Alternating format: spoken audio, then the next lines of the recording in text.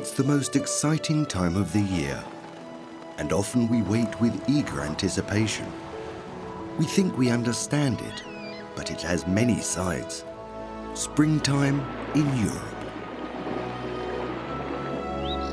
We follow it from the plains to the mountains, from the inlands to the sea, from the warm countries in the south to the cooler climes of the north.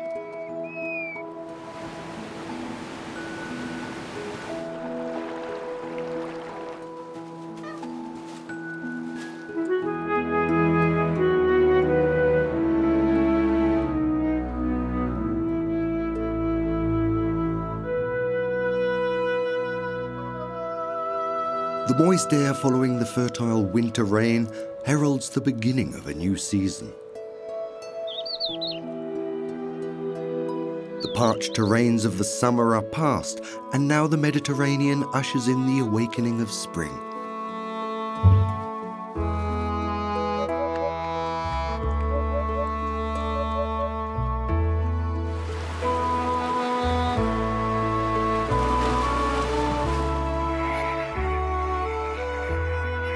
The spring migrates across the land as if in a frenzy. Even the high mountains cannot contain it.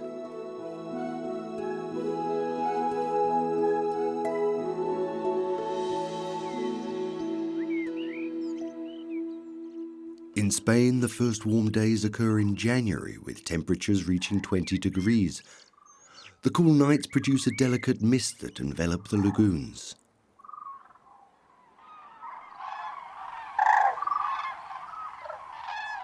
In the flat waters close to the shore, a group of cranes have spent the winter's dark hours safe and undisturbed. As the sun rises, the group stirs into life. Group after group sets off to the feeding grounds. They commute every day back and forth. It's not far, with only a protruding hilltop as obstacle.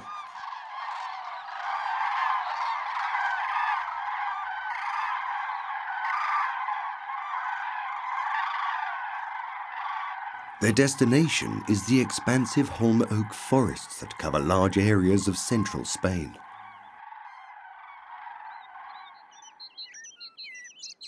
It's an open landscape, sparsely populated with single trees spread across the gentle hills. This parkland, the Dehesa, has evolved from once dense forests and is over 4,000 years old. Gnarled oaks with expansive crowns dominate the view.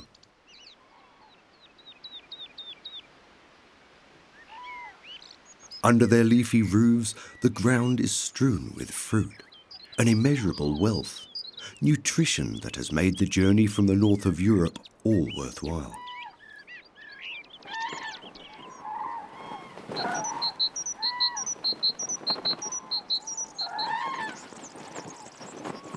Throughout the winter, the family of cranes live closely together. An adult shows its offspring how to deal with the hard seeds. They're not swallowed whole, but instead taken apart, arduously, bit by bit.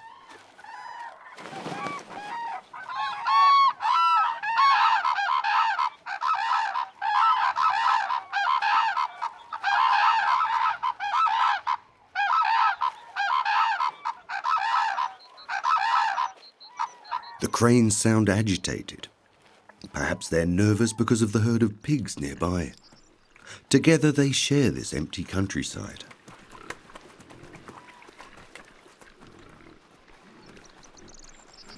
The black Iberian pigs can be traced back to ancient times. They are connoisseurs and find the acorns irresistible.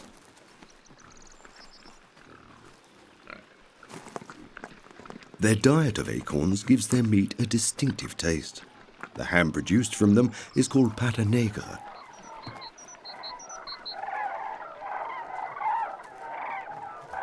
Throughout the winter weeks, they forage the ground under the trees.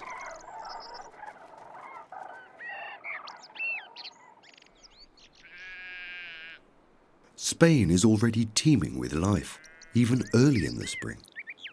A mother observes her offspring attentively.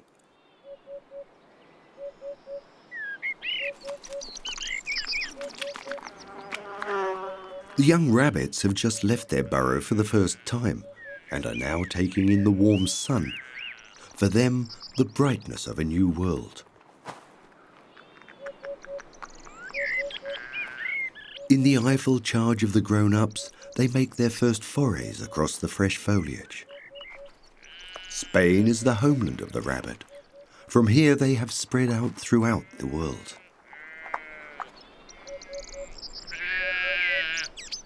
The greenlands between the oaks are grazing grounds for the sheep. The herds are all but lost in their expansive surroundings.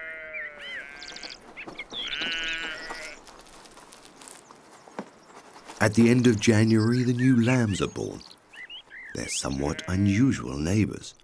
However, they don't seem to be of much concern.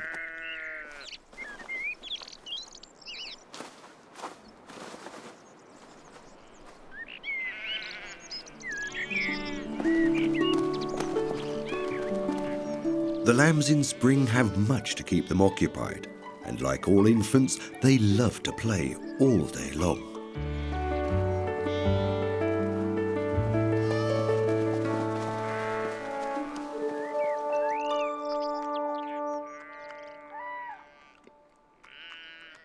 Eventually, everything calms down again, which is good because that new coat is a little bit itchy.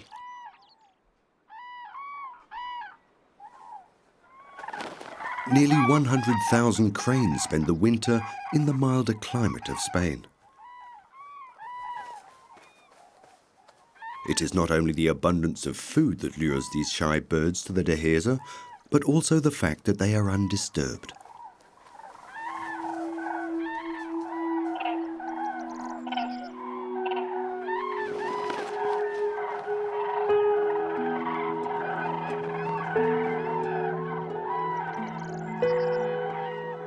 At the end of February comes a disquiet within the flock. One sunny morning, the time has come. With a strong northerly wind, they set off for their breeding grounds in the Arctic Circle.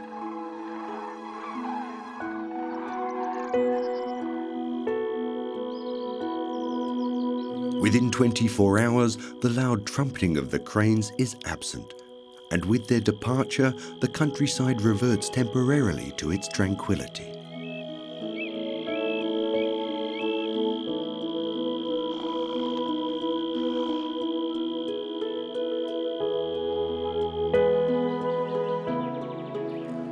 But then, a new morning has dawned.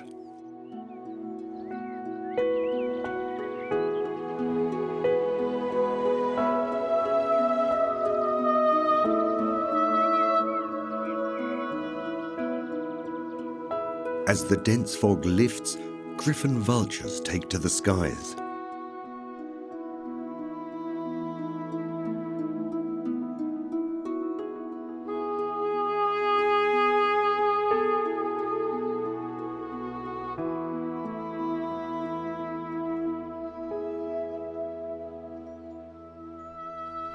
Vultures live together in the steep faces of the Sierras, the mountain ranges that cut through the central region of Spain.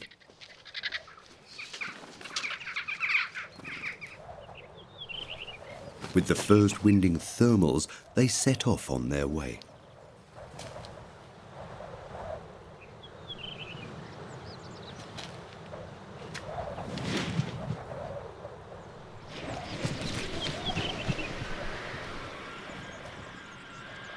Early spring in Spain can be very changeable.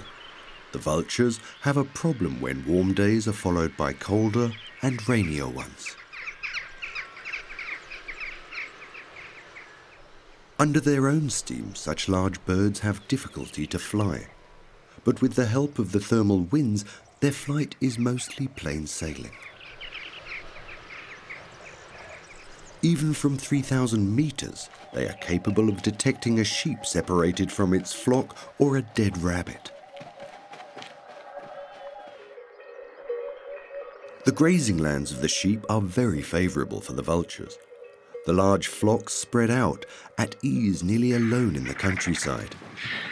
Such nonchalance does not go unpunished.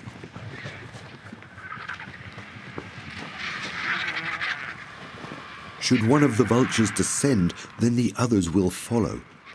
A sheep is not so much. In less than half an hour, only the skin and bones remain.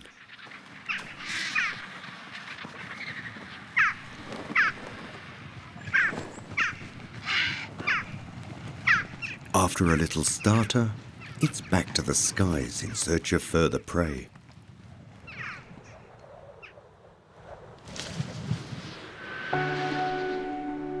If food is in short supply, the flock's course can extend as far to the south of the Iberian Peninsula.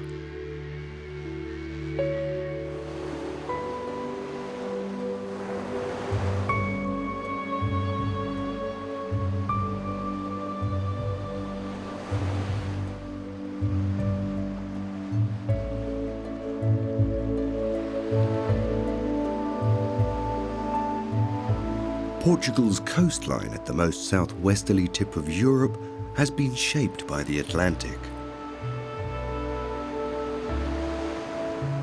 On the one hand, into expansive beaches, and on the other, rock faces that have offered sturdier resistance.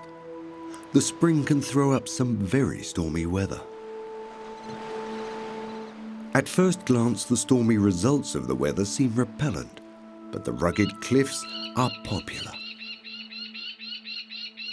One of those, the kestrels, are only here for a break. Others want to start a family. White storks have built their nest directly above the surf.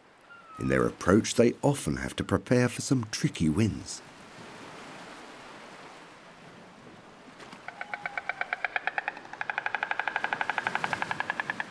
It is one of the most unusual breeding grounds.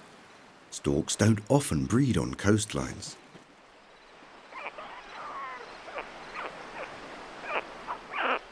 The young storks don't feed on fish, but instead, like all the others, on insects, mice and frogs, which are only found much further inland.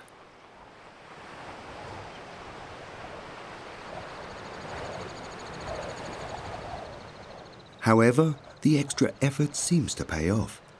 No one seems to want to challenge their windy seats on the spears.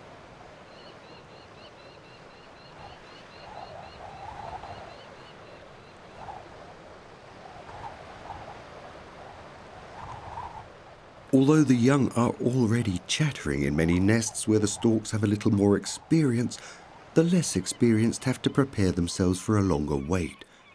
They're only newly acquainted, and so a little pampering can do no harm.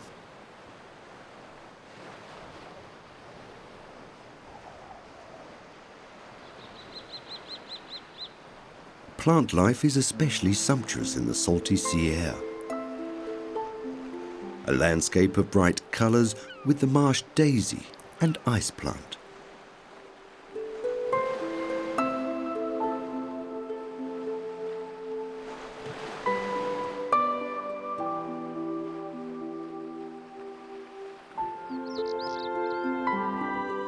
Broom cover the sprawling dunes as far as the eye can see. Here we find one of the strangest animals in Europe that one more readily knows from the tropics.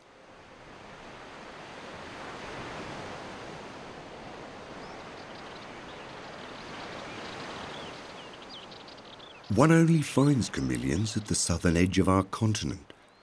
Surly loners who only become social during the mating season.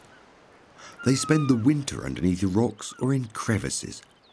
It is only as the temperatures rise that they roam tirelessly.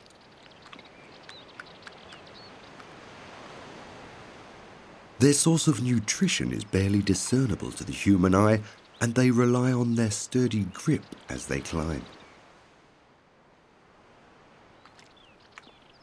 A laborious undertaking.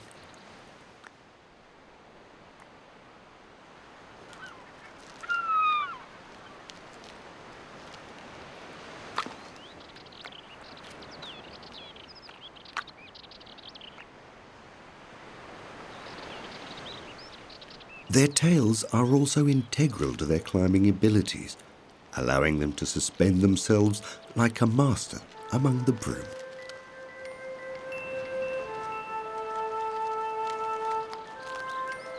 Chameleons are most impressively camouflaged within the tangle of branches and from a short distance, invisible to the eye.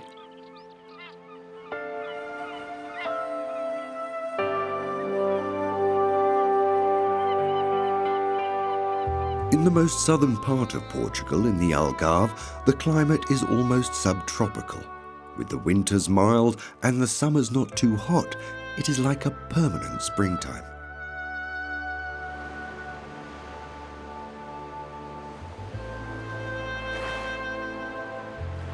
Where sand and silt define the view, life has its own unique rhythm.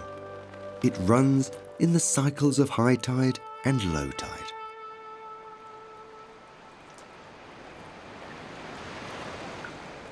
When the water recedes, some very unusual creatures appear. Fiddler crabs, like the chameleons, are more at home in Africa. It's no surprise they like the warm temperatures.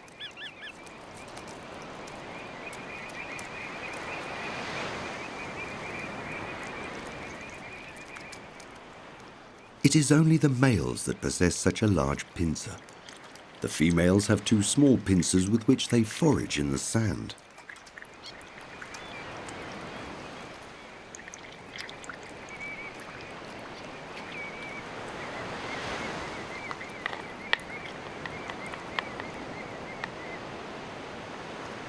The oversized pincer of the male can be nearly half of their body weight. It's a mighty weapon best deployed in the intense rivalry battles.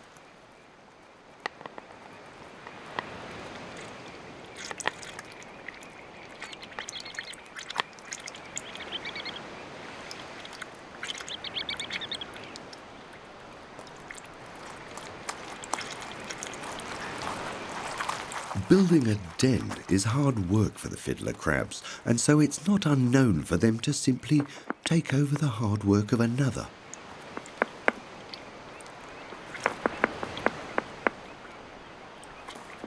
If a polite knock on the door is not enough, then the large pincer comes into play. But even attempts at forced entry are no guarantee of success. A crab will not give up its lair easily. Fiddler crabs are stubborn and have a hard armour.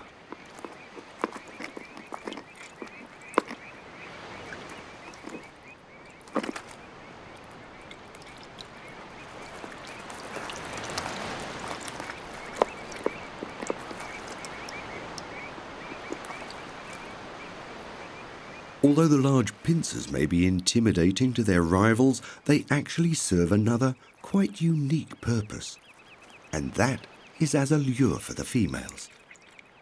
They can wave sometimes for hours unremittingly.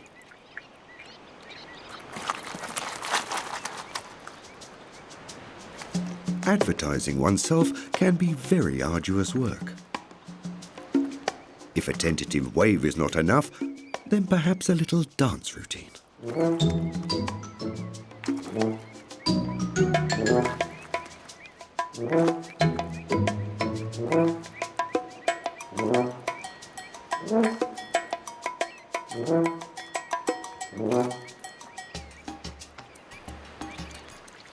Not every female is so easily impressed. There's nothing left except to wait for some hours until the next tide provides perhaps another possibility.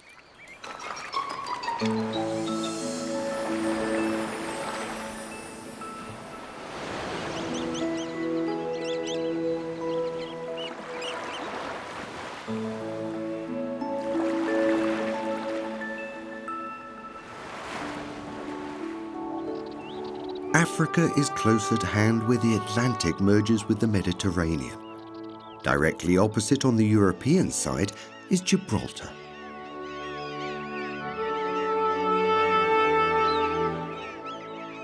This steep rock is lashed by the surf at its base, but further up is a small breezy paradise.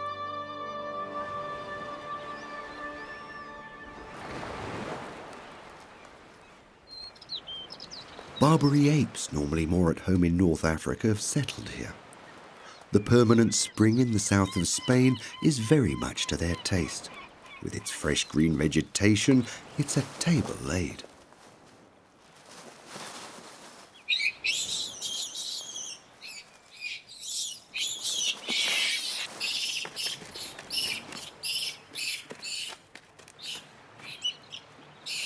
The odd dispute will always occur, but the apes actually live very peacefully in smaller groups.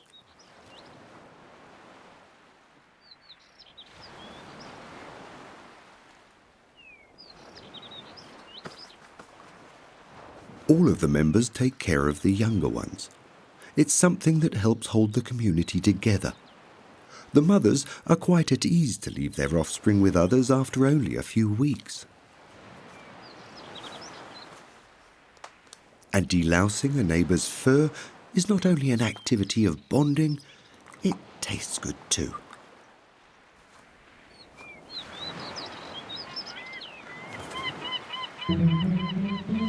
Nobody knows exactly how long the Barbary apes have had their outpost here, but they feel quite at home here and are also tenderly cared for by the people of Gibraltar.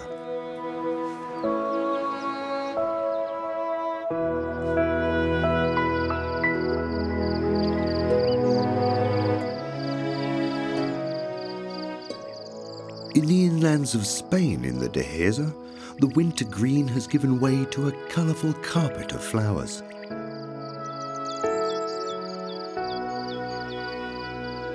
All of the almond trees are now in full bloom, and swarms of bees are busy collecting pollen and nectar.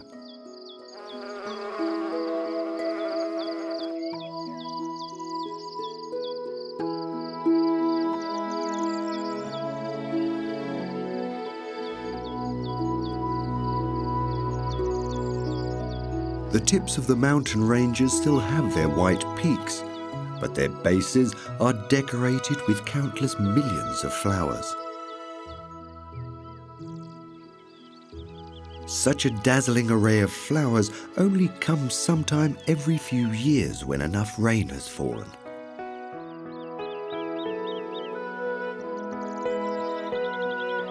Their abundance of life is due to the conservational farming of the Dehesa, with few grazing animals and no manure or toxins used.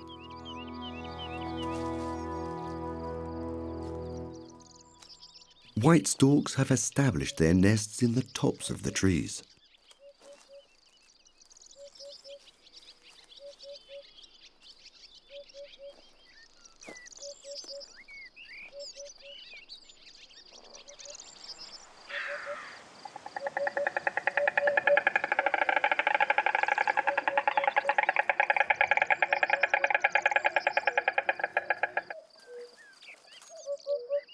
Now, the spring is at its pinnacle.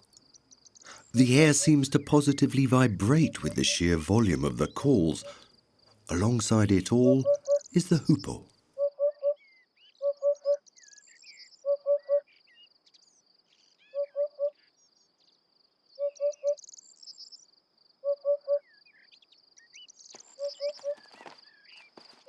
The ground is covered with insect larvae. Easy pickings for the hoopoe, whose offspring wait patiently to be served in the hole of a knotted tree.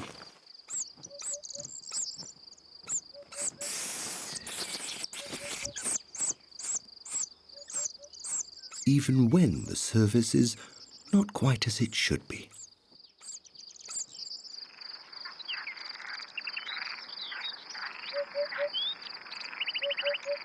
At the foot of the mountain ranges, in gentle valleys, one can hear the gurgling of small streams covered in early spring by buttercups. Nearby, a colourful community has established itself. Bee eaters.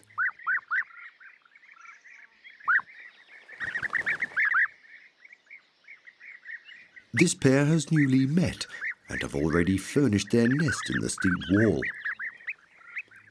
Bee-eaters love the warm temperatures and return from Africa late in April, when temperatures can already reach 30 degrees.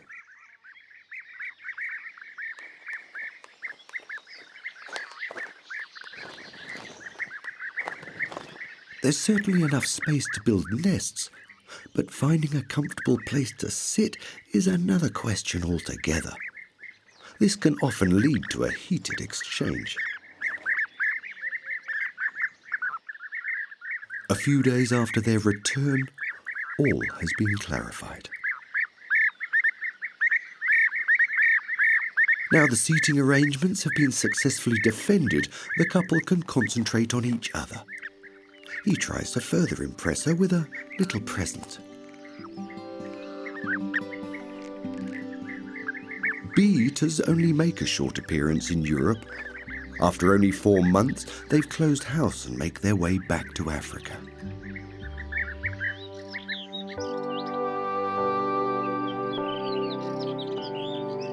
Spain was once covered by large forests. Now, after being constantly cleared, the Dehesa is an exception to an otherwise open landscape, scattered only with single trees, bushes, and an expansive sea of flowers.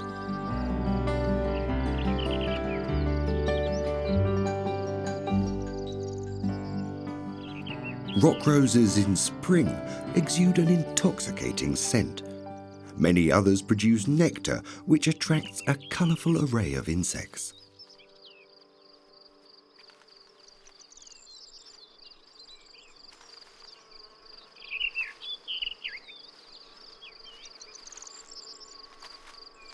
Scarce swallowtails take their first visit to the flowers in the early hours of the morning. A European mantis is awoken from the cool of the night. They love the heat and are only active when the sun is high in the sky. She would love to go in search of something to eat, but in the spring it's all a bit cumbersome when she has so many admirers hanging around her neck. All are waiting for their chance, with nothing other than mating in mind.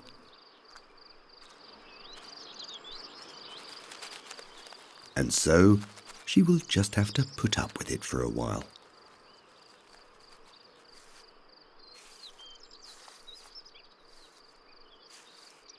Further down, an ocellated lizard has found itself a sunny spot on a rock.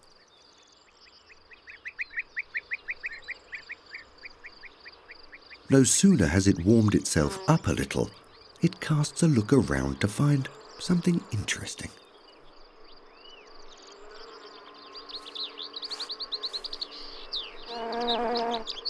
As the temperatures rise, the nectar flows ever more abundantly, attracting ever more insects.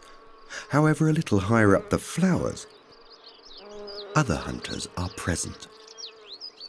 A brown-coloured mantis sits in wait. Not a single movement escapes its attentive eyes. It is lightning quick, and its ragged claws rarely allow an escape.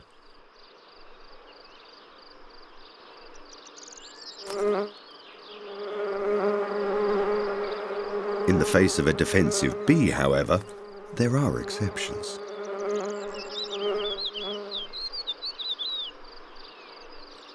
Its only comfort is to wait until something more suitable comes along.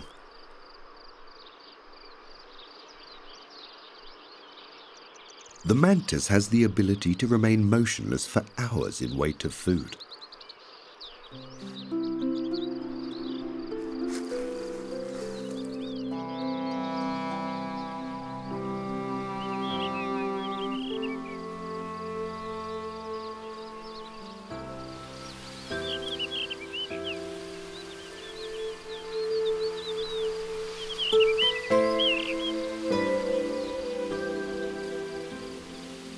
Broom, Spanish lavender and wispy grass light up the bushlands and the mountain slopes. Spring as it can only be in the Mediterranean.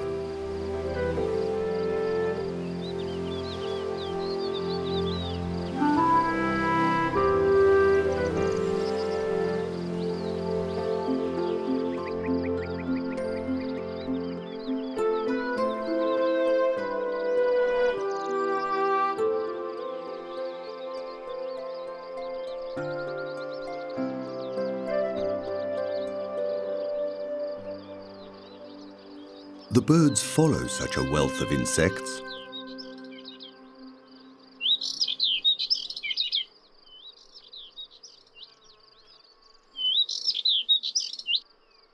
The birdsong of subalpine warblers and thekla larks can be heard all around.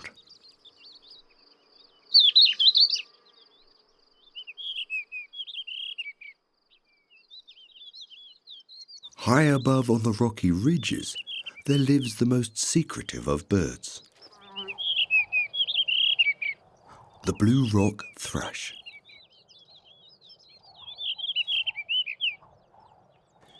His delicate call can already be heard in February.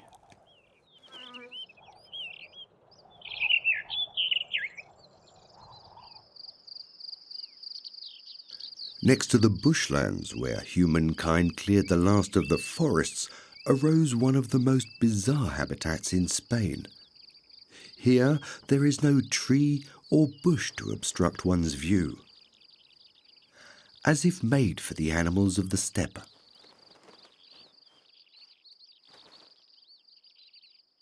For a few weeks in early spring, the grassy plains stage a most exceptional spectacle.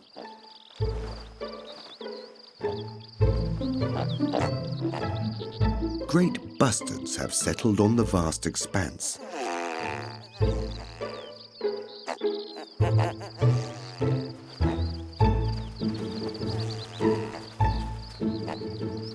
Among the males, there are some intense battles of rivalry.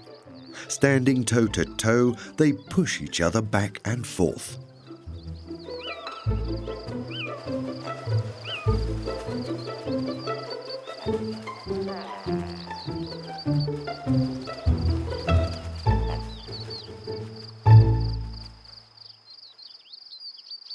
Wisely, some have distanced themselves from the competition.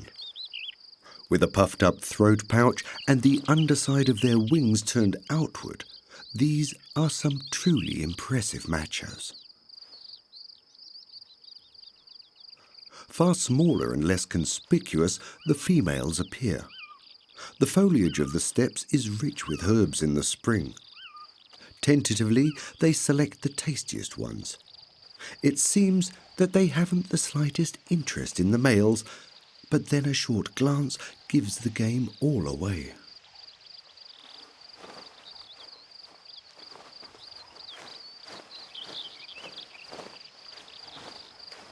Should a female get too close to a male, he is immediately emboldened to put on an impressive show for her.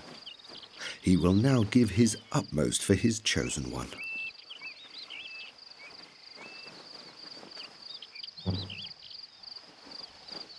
Success rarely comes with the first attempt, but this is not such a tragedy when one has an entire harem in tow.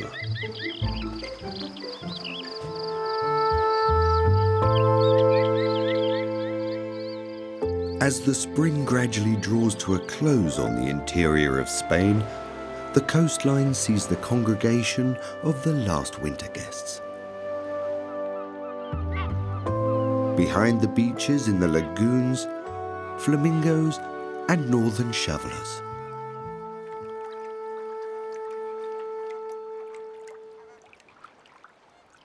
The cranes have long gone, and eventually the last guests set off on their way northwards.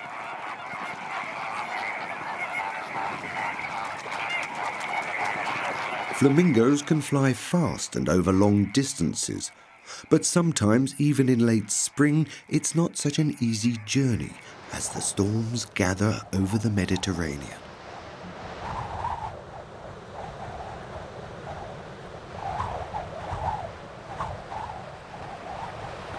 Falling winds lash the surface of the water. Waves can reach meters in size.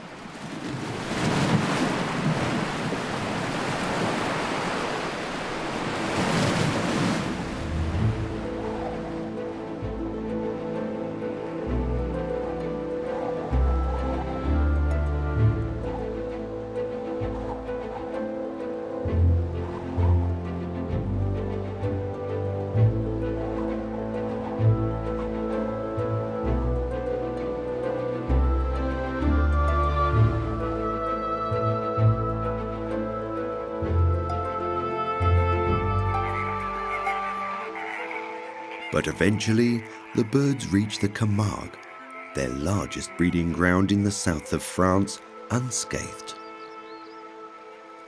Swarms of them land in the lagoons, some years as many as 40,000.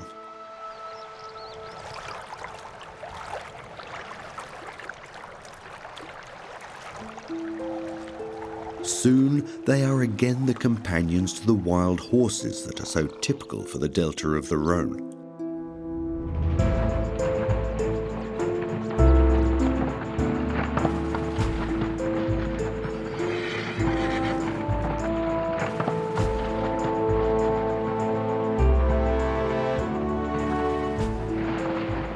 The grey horses live in smaller groups of around 40 animals.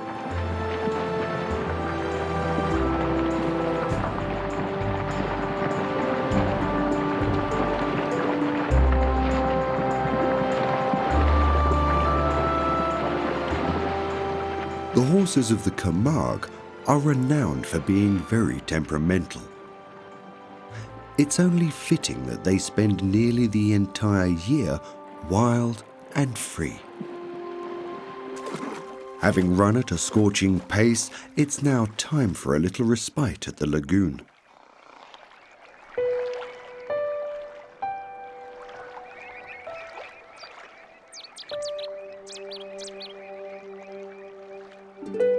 The Camargue is a landscape with its own, quite individual beauty. At times charming with its banks of reeds and dotted with small pools, and then turbulent with expansive open waters.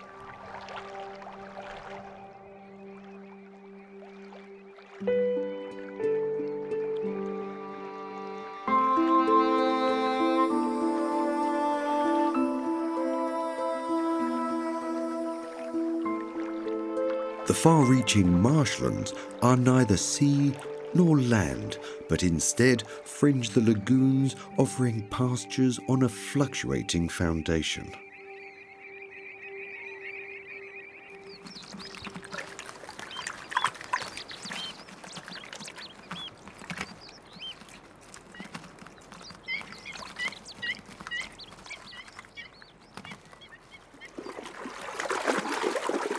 In spring, the mares stand on their grazing lands with their foals. Camargue horses are austere, sure-footed and very agile and are used for herding cattle.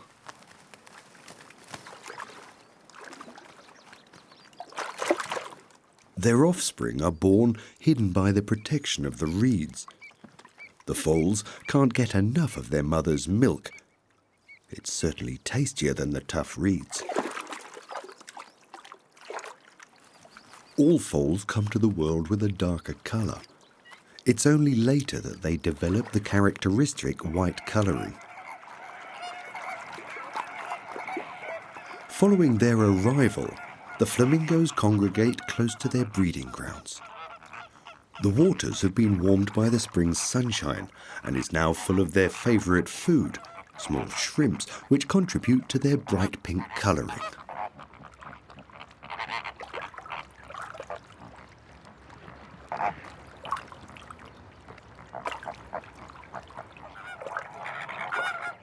Flamingos are very sociable birds. However, a neck's length distance has to be maintained.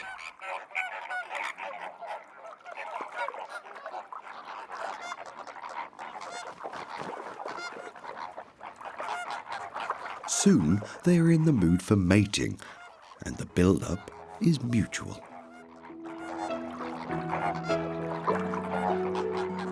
The vigorous turning of their heads from side to side is the prelude to a very impressive ceremony, which soon spreads throughout the entire gathering.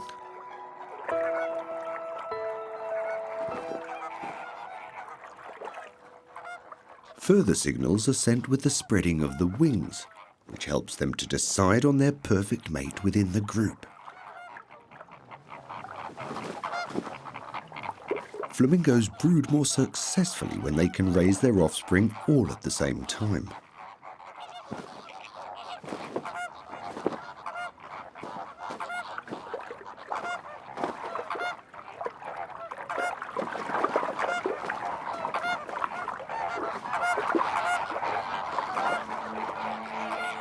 When the recruiting has been successful, they set off to the breeding ground some minutes' flight away.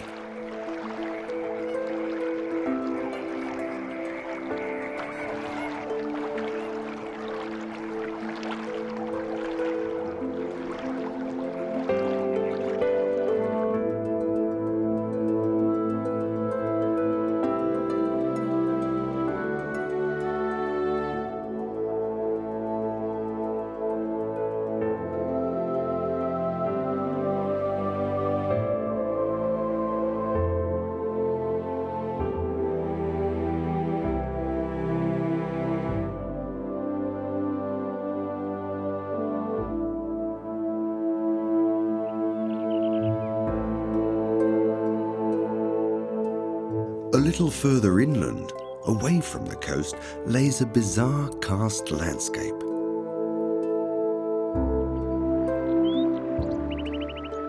The water forms in deep canyons.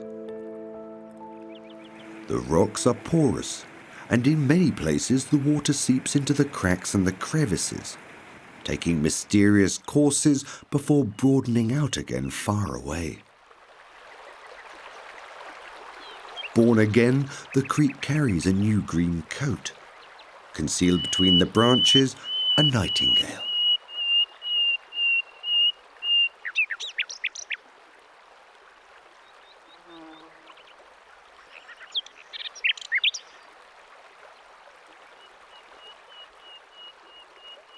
The water is now crystal clear after being filtered through sand and stone. Aquatic plants shimmer an emerald green.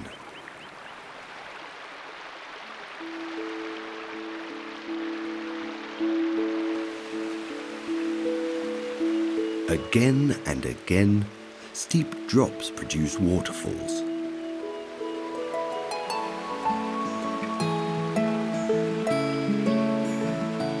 Thereafter, the rivers stretch far and wide across picturesque plains where wine and olives are cultivated.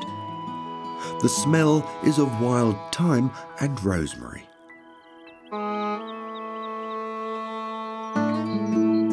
In the mild temperatures of the Provence, the Mediterranean spring presents one of its most beautiful sights.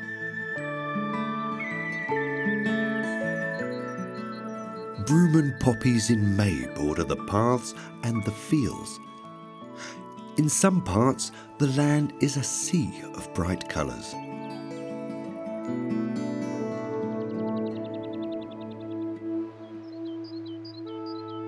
In the moister areas, poet daffodils cover the arable lands.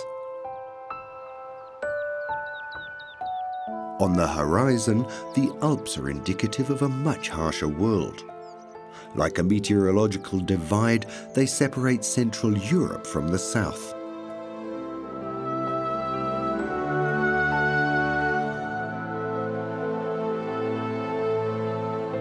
Snow and ice never relinquish the peaks from their grip. There, one can wait longest for the spring.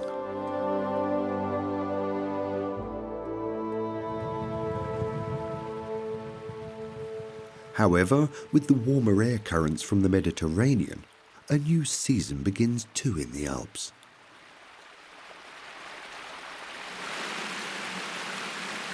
The rivers have been freed from the ice.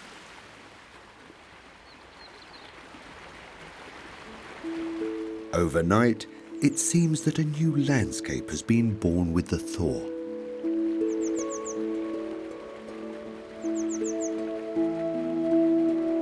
In the sunnier areas, the melting snow releases the first splash of colour across the alpine meadows, with primroses, pasque flowers, violets, and gentianas.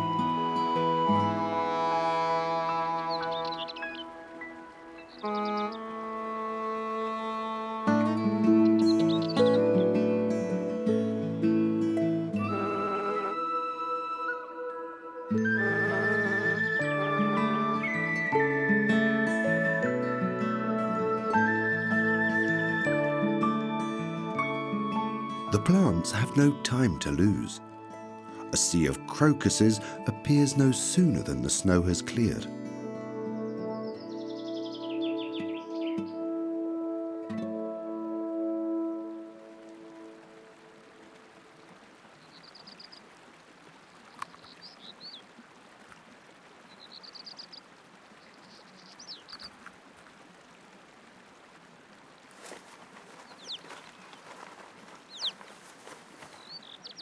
The sun has also enticed the marmots from their dens. They've spent the last 6 months in darkness. Now they can enjoy the light and the warmth. After being enclosed in tight spaces for so many days, they can finally move freely to play and test their strength, sometimes with a zest for life, sometimes mischievously.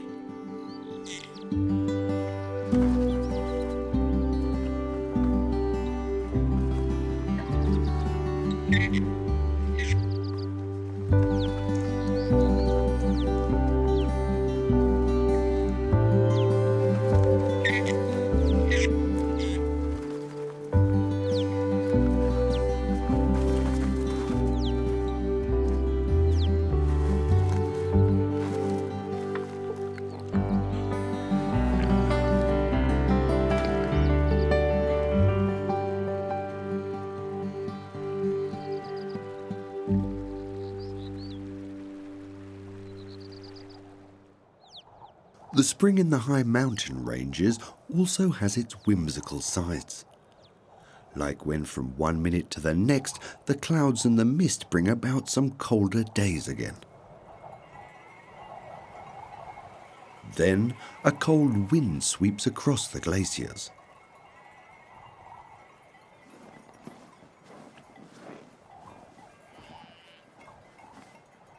Guided by shepherds, sheep are underway on their travels. Every year they are brought from South Tyrol and herded over the steep climbs of boulders and glaciers, the same as they've done for the last 500 years. Their way is arduous and not without danger. They have to overcome an altitude of nearly 3,000 meters.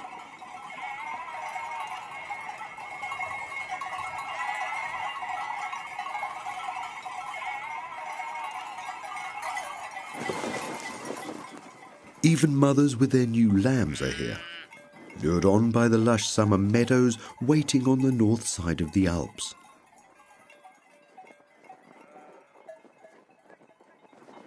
After hours of hardship, they're nearly there.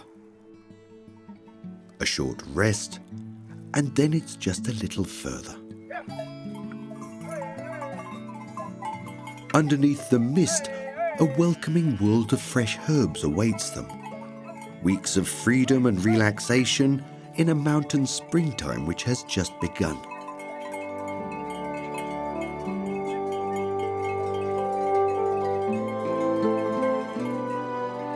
The spring has driven off the winter. From the Mediterranean to the high mountains. And north of the Alps, its triumphal march continues.